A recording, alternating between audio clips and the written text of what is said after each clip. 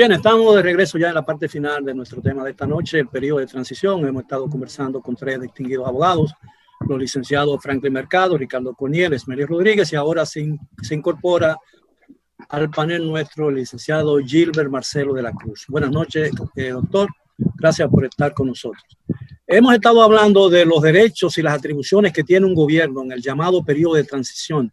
Si en ese periodo de 3 meses, según lo establece la Constitución, entre las elecciones presidenciales y la toma de posesión de las nuevas autoridades, que en esta oportunidad se redujo prácticamente a 1 mes y medio debido a que las elecciones fueron postergadas, fueron reprogramadas por el tema de la pandemia, mucha gente se está preguntando si tienen razón los dirigentes del PRM que han estado advirtiendo que algunas medidas adoptadas por el gobierno del presidente Danilo Medina en este periodo o en este periodo de transición entran dentro de las atribuciones que le confiere la Constitución.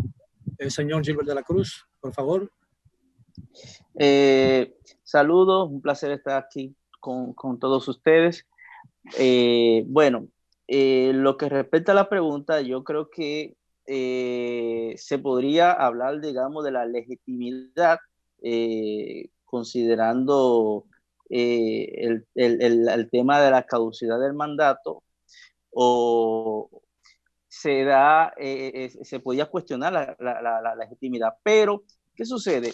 Hay un principio de derecho público bastante conocido, que es el principio de continuidad, en el sentido de que el Estado no puede caer en una especie de vacío de autoridad. Entonces, este principio que se conoce, digamos, de tiempos clásicos, estas autoridades que alguna vez duraban un tiempo en saber que había sido destituida y por tema de comunicación, no podía ser, digamos, eficacia inmediata al acto de destitución hasta el momento que fuera reemplazado, porque se iba a desconocer unas actuaciones que en ese intervalo se había realizado y que por asunto de derecho, por asunto de interés público, tenía que mantenerse.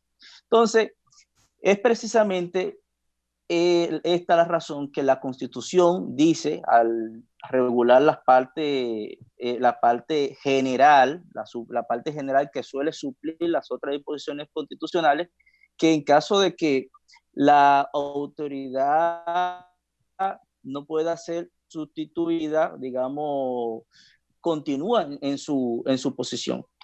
Dice las autoridades constitucionales, pero para la aplicación de cualquier tipo de antinomia o cualquier tipo de situación, entonces tendría que, obviamente, extenderse la aplicación de este texto. Y pasa justamente lo mismo en esta situación. Ahora, cosa distinta sería el supuesto que plantea, por ejemplo, el artículo 126, numeral 1 de la Constitución, que es cuando el presidente electo no pueda juramentarse por un tema dentro del cual se incluye de enfermedad. Digamos que dentro de esas razones que dice la Constitución, dice por enfermedad o por cualquier causa de fuerza mayor, bueno, está la pandemia, digamos, un tema de irresistibilidad que produce una situación de salubridad. Entonces, ahí ya no aplicaríamos tanto la continuidad, sino que se activa el tema de la transición. Digamos, se juramenta la vicepresidencia, si puede, y ante posibilidades de esta, bueno, de la presidencia de la Suprema Corte de Justicia. Pero, a mi entender, ninguna de estas situaciones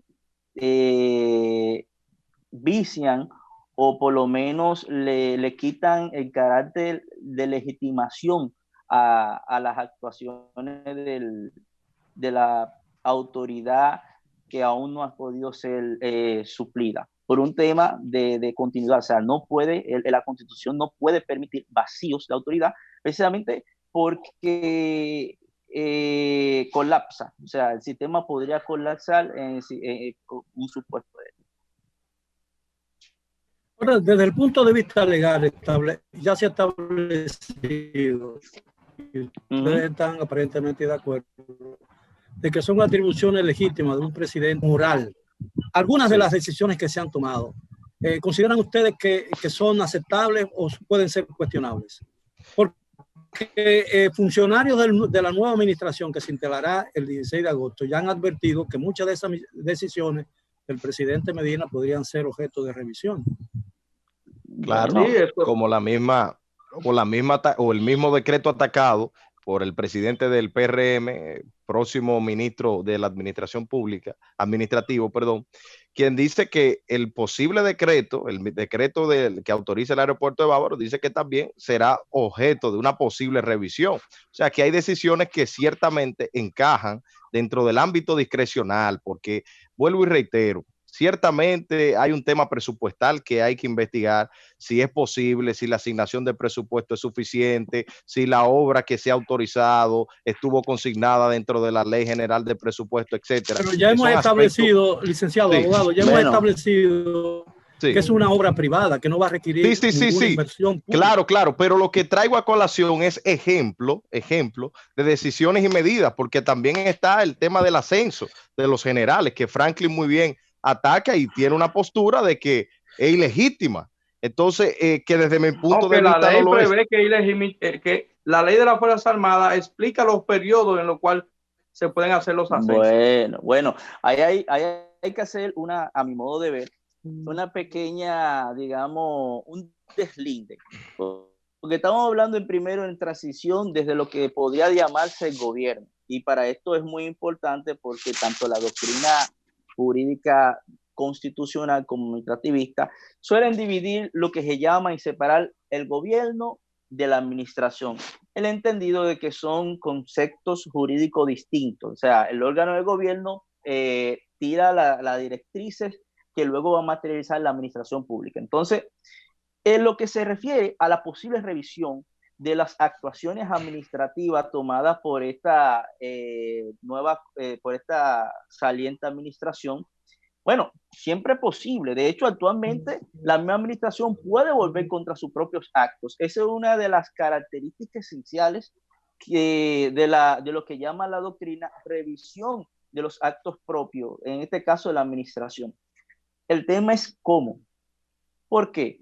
Porque a partir de la Constitución del 2010, que mira mucho hacia ese régimen constitucional español, muy cerca de la configuración de derechos fundamentales alemana, se han promulgado leyes importantes que, según el Tribunal Constitucional, traen un derecho constitucional implícito que es de la buena administración. Y ahí estamos hablando, por ejemplo, de los actos administrativos, como es el caso de una adjudicación favorable, que no pueden ser revisados sino mediante lo que se llama un procedimiento de lesividad. ¿Por qué? Porque se entiende que inmediatamente el acto fue dado hacia la persona, bueno, ese acto tiene una incidencia positiva sobre su esfera jurídica y se confunde con su derecho a la propiedad. Y se le ha quitado la potestad a la administración de poder revisar mutuo propio esta actuación. Primero, tiene que hacer una declaratoria de lesividad. Eso implica varias cosas. Uno, poder ubicar una irregularidad o un vicio de nulidad, ya sea de nulidad relativa o nulidad de fondo, declarar por esa irregularidad la lesividad del interés público con ese acto y luego ir ante la jurisdicción contenciosa administrativa a que sea el juez el que saque o elimine ese acto. Pero no podría hacerlo ellos mismos porque ese ha sido la limitación que ha traído esta nueva regulación, que por demás hay que advertir es la línea que el Tribunal Constitucional trazó en la sentencia 226 del año 2014 a referirse a la naturaleza jurídica de estos tipos de actos, su alcance y la posibilidad de revisión de parte de la administración pública. Eso con excepciones de unos actos muy precisos que sí tienen otro. Solamente quería advertir. Evidentemente, hay que deslindar transición hacia el gobierno y transición en cuanto a lo administrativo.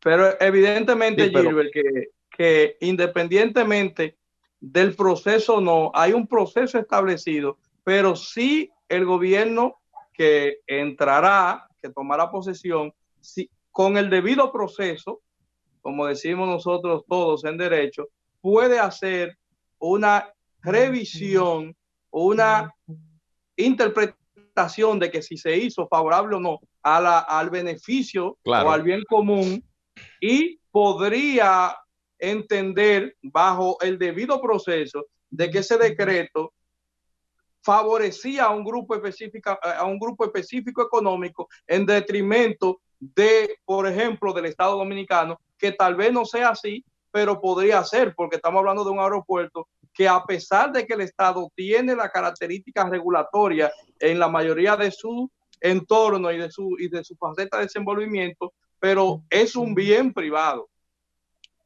Bueno, mira, yo creo que eso no está sujeto a deliberación. Precisamente la finalidad, la idea, el objetivo de la incorporación al régimen jurídico dominicano de lo que se llama el proceso de lesividad es quitarle la posibilidad a la administración pública de que revise así arbitrariamente, claro, incida sobre la posible revocación de este tipo de actos. Claro, pero arbitrariamente o no, ya no puede. Lo que puede ser declarar para entonces que sea el tribunal que lo decida. Entonces, por eso mismo se llama lesividad, porque se quiere hacer porque presuntamente es lesivo. ¿Para qué? Para el interés público. Ahora, lo que se ha quitado es que ya no sea la administración para darle seguridad jurídica al individuo. ¿A quién es el individuo? El destinatario del mismo. Es una técnica que muy exitosa, digamos,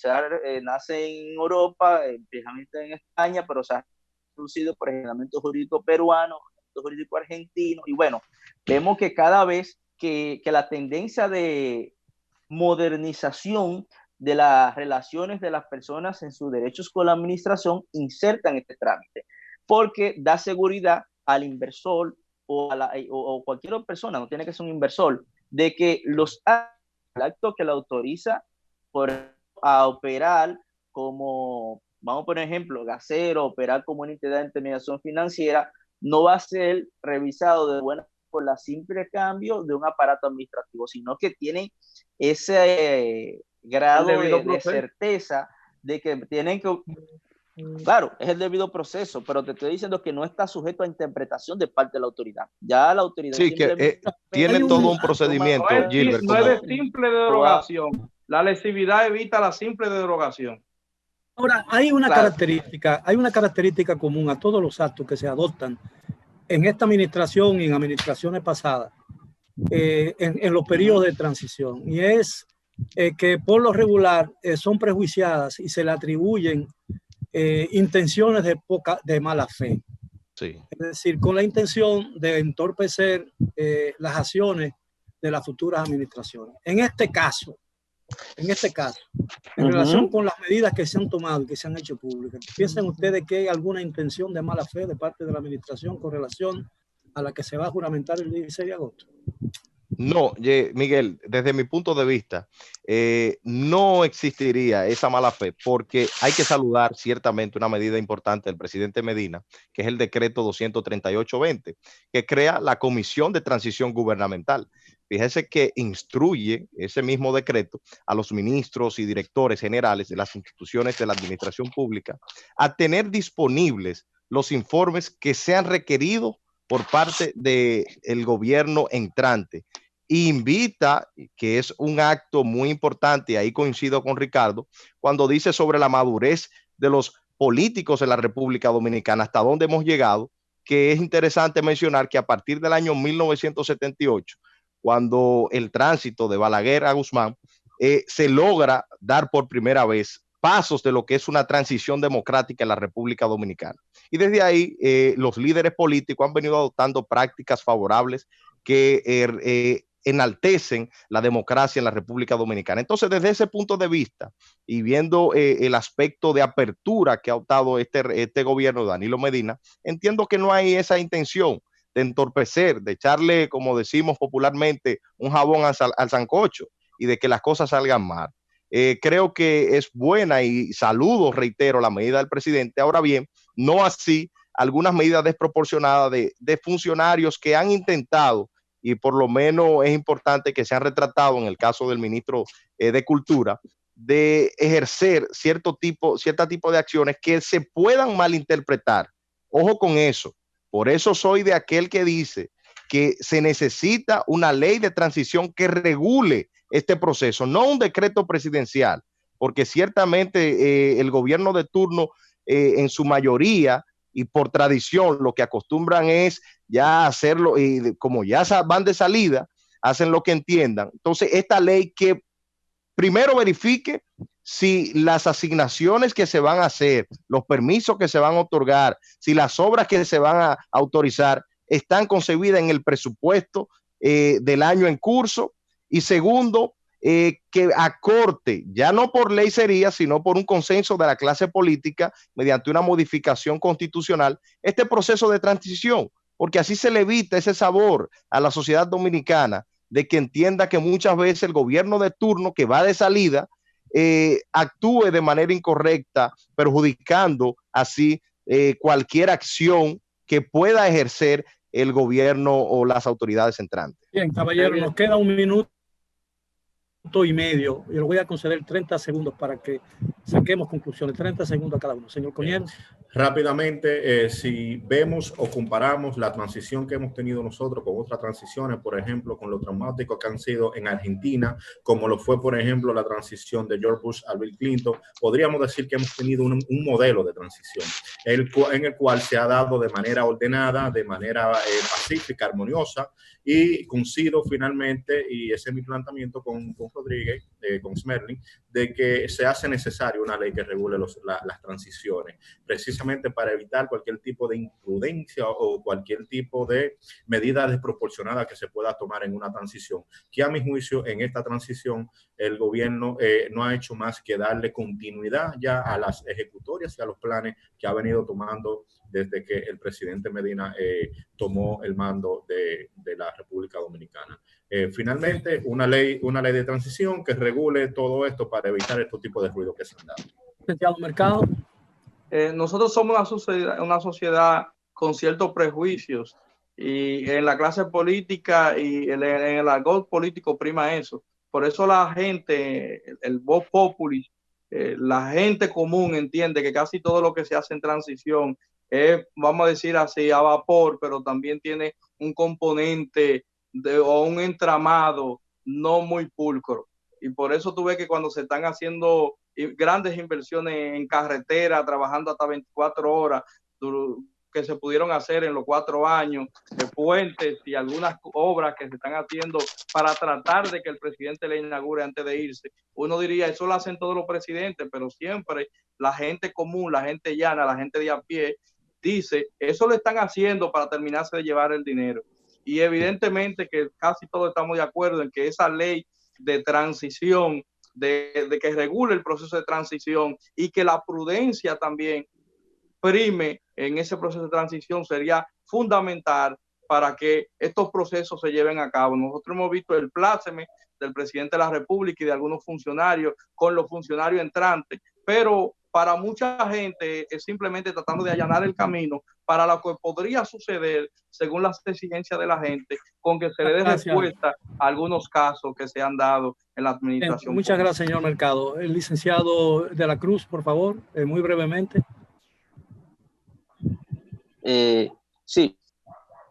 Mire, personalmente yo no veo grandes problemas. Primero porque al final hay que gobernar en el periodo de transición, o sea, las medidas que son necesarias para satisfacer el interés público, pues hay que adoptarlas. Entonces, podríamos hablar de quizá de ilegitimidad si se extiende más allá del periodo en cual debe cesar el mandato y por una u otra razón no se pudo. Eso es otra cosa. Entonces, ahí podríamos hablar de cuál es el alcance de estas nuevas autoridades, pero yo creo que no hay mayor dificultad. ¿Que tiene presupuesto? Bueno, eso es un tema que está en la Constitución. Aun cuando no esté en periodo de transición, toda obra tiene que tener presupuesto y bueno, no hay mayores complicaciones. Y en todo caso, para eso, nuestro régimen jurídico, desde la Constitución hasta el último reglamento, tiene muchos controles. Tiene controles internos, tiene controles externos, y lo que tienen que activarse es el control. En caso de que en ese periodo se produjo una actuación que transgrede o contrasta con el ordenamiento jurídico, pues simple, que se activen. Pero no creo que se pueda hablar de legitimidad propiamente o porque sí. Caballeros, abogados, muchísimas gracias por la amabilidad de aceptar nuestra invitación. Me ha sido para mí de mucho placer contar con su colaboración en la noche de hoy. Le deseo un buen resto de la noche, y a los amigos televidentes, nuevamente gracias por concedernos la gracia de su atención cada día de lunes a viernes a las 10 de la noche aquí en CDN, Canal 37. Muchas gracias. Los despedimos de hoy, les deseamos un buen resto de la noche y los esperamos como de costumbre mañana a la hora de siempre. Hasta entonces. Bueno, gracias.